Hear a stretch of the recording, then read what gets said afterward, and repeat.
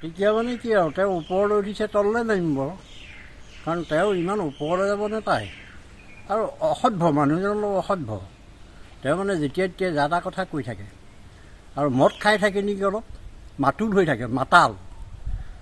এইবোৰ কথা মানে সত্ৰাধিকাৰসকলক টানিব নাপায়। তেওঁৰ বাপেক বা তেওঁ এইবোৰতো সত্ৰাধিকাৰসকলক খুৱাই বুৱাই জীয়াই ৰখা নাই, এইবোৰ নিজৰ ওপৰতে বৰ্তি আছে। গতিকে সত্ৰাধিকাৰসকলক তেওঁ তুচ্ছ তাচ্ছিল্য কৰিবলৈ ক'ত ক্ষমতা পালে?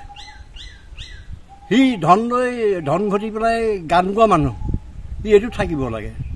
বেছি ওপৰলৈ যাব নালাগে মানুহ, তললৈ নামে। তেতিয়া এই দুৰাৰোগ্য ৰোগবোৰ যে আছে সেইবোৰ ধৰিব আৰু তললৈ নমাই দিব।